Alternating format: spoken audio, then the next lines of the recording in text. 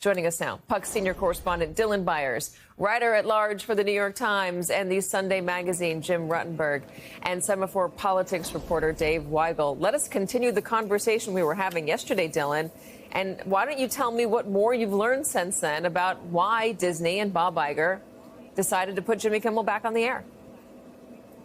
Sure. A lot of this, frankly, had to do with the blowback and with the public pressure. This wasn't good for Disney's brand overall. It certainly wasn't good for the brand of Bob Iger, the Disney CEO. It had more or less become an untenable situation. I don't think Disney, the family values brand, wanted to become the face of, the erosion, that moment, that slippery slope turned into a fast descending hill around issues like free speech. And so they're trying to thread the needle here, right? They're trying to keep the business running and stay within the relatively good graces of the FCC, as well as the station groups, Nexstar and Sinclair. But as you and I discussed yesterday, Katie, bringing Jimmy Kimmel back on the air does not make their problems go away. Both Nexstar and Sinclair are going to continue to preempt Jimmy Kimmel's show, so it will not be on ABC stations in about a quarter of this country. And as you laid out there, this is a campaign by the Trump administration to go after media organizations, to go after perceived enemies. And as a result of that, I don't see them dialing that down anytime soon. I don't think anyone does. And so this is a story that's going to continue to play out for a while longer. There's a portion of the soundbite we played at the top, and we put the words underneath it because it was hard to understand those tapes from so long ago, where Nixon says we're going to outlive our enemies. Obviously, neither one of them are alive any longer, but the idea that they'll be able to eventually push back against these institutions, successfully do so, that they saw as their political enemies, as they saw against them, well, it's coming to fruition now, Jim, with the Trump administration.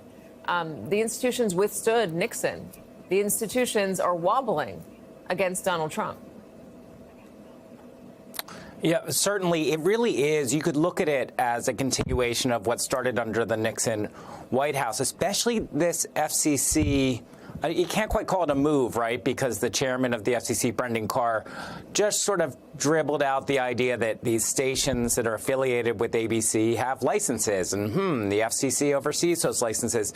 But you really have to go back to Nixon, because what Nixon did after that conversation you played is they did toy with the idea of going after station licenses. They did threaten the licenses of the Washington Post company during Watergate in a way that made Captain Graham, the leader of the Post, the publisher, wonder about whether their coverage should carry forward. And so that's the last time we saw this. But as you noted, even in Nixon, the FCC chairman at the time, Dean Birch, wasn't willing to really go so far when there was the beginning of talk about station licenses. Now, Chairman Carr did say this week, well, we weren't really threatening the licenses, but everyone heard what they heard last week. Yeah, well, I mean, Ted Cruz likened him to a mob boss in the way that he was talking about it.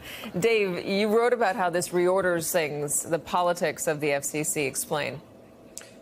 Yes, this emboldened a faction of Democrats who say that if they take power back, when they take power back, the next Democratic president should use the tools that Trump has set out for him, appoint his own FCC, and use it to break up large media companies. Their argument being that, Sinclair could do a lot of censorship with the stations it owns. If it only owned 2% of the nation's TV stations, it couldn't do very much censorship. That is not the majority argument of the party, but that's coming up because if you want to break the party into two factions, one of them is appealing to the norms, hoping that there's a way to recover what was changed under Donald Trump. The other one is saying there are these tools he's leaving behind. He's proved that the government can make life financially very difficult for universities, for law firms, for people who oppose him, that the president can't be sued, but they can.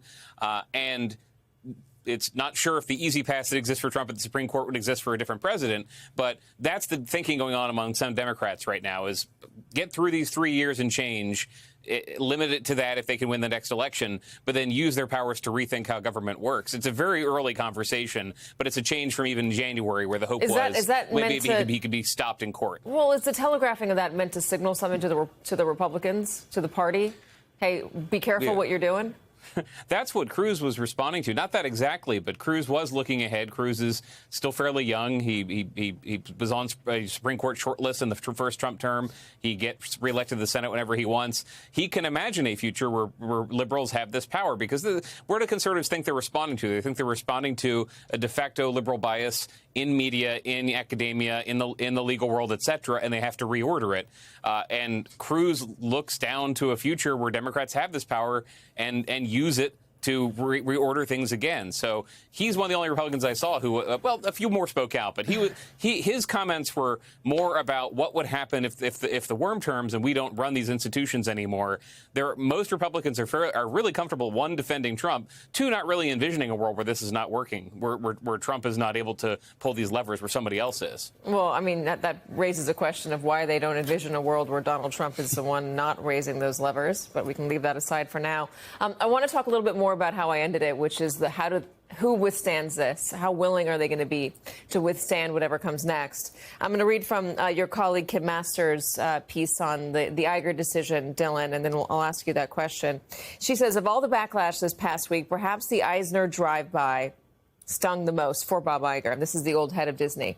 An old Disney hand told me that Iger loathes Eisner, who tortured and humiliated him in the CEO succession process. But that doesn't mean Iger can just shake it off when Eisner calls him out. Eisner was a dominant figure associated with the resuscitation of Disney, which had been adrift before Eisner and his team took over in 1984. Eventually, Eisner's star faded, but he still has stature. I would guess particularly since Iger had to operate in his shadow for so long. So just to remind everybody, Michael Eisner came out on Twitter and said, where did our institutions go? Who's going to stand up to these bullies? I'm paraphrasing, but that was essentially what it was. So if you have, can you characterize this as Bob Iger taking a note from Michael Eisner and deciding to withstand the bully, to push back against the bully? Is this the first person that's going to do it? Well, I don't know about that. And by the way, just bringing up the Eisner-Iger beef, you're really tempting my impulse to go on deep media insider baseball here, which I will avoid for the purposes of this conversation. What I would say is that certain institutions are better positioned to stand up, both by virtue of their own power or their own success, their own business models, and their limited exposure to the sort of pressure that they can get from the government, right? So I'm thinking about the New York Times or the Wall Street Journal, both of whom are standing up to lawsuits in ways that Disney, ABC, Paramount, CBS have not. And I think this speaks to a sort of broader point where perhaps we can find some semblance of solace here. I know I'm on a TV network now, and I don't want to be the skunk at the garden party, but the future of satire, the future of news is not on broadcast television. And the FCC's power in that regard to police broadcast licenses or station groups like Nexstar and Sinclair to exert that sort of pressure, don't get me wrong, it's meaningful. And this is a very bad week for press freedom. But in the grand scheme of things, the future of media does not live on those platforms. And as such, that's going to be disseminated across YouTube, across social media, everywhere else. The thing that I worry about, Katie, do you have institutions that have the balance sheets and the power and the fortitude and the legal structure to stand up to pressure from the government? When you're looking at a future media landscape where you've got a lot of independent actors and startups and things like that, there is not as much of a moat there, I guess I would say, to deal with government pressure. And so that is going to be a concern going forward. The reason I'm smiling is everything you're saying is absolutely true. And I know you're a bit of a skunk at the garden party, but I understand it. I can see the reality around us. But as you were just saying, and I think I'd like your thoughts on this as well, Jim, you know, there is an institution behind this network. There's an institution behind ABC. There is there's a legal department. There's a security department should people need it. There is money and there is power behind these places. And you might get a whole lot more freedom of speech on these smaller platforms. But you also have to wonder whether people will be comfortable doing the kind of reporting that comes from large institutions when they don't have the legal backing behind them. Do they go and print unclassified material or classified material? Do the Pentagon Papers get leaked and then printed in a world of Substack? Well, I think those are great questions. And, for everything we're talking about, and the changes in media are huge, the institutions excuse me, that are reporting the things that the Trump administration doesn't want reported, that are unearthing and doing the journalism, which is expensive, which has legal risks and needs defending, that's coming from these big institutions and smaller institutions, frankly, that aren't as well endowed, that have to really worry a bit more economically about threats from an administration. So that's a real concern. We don't know about the stories that aren't happening because people are pulling back.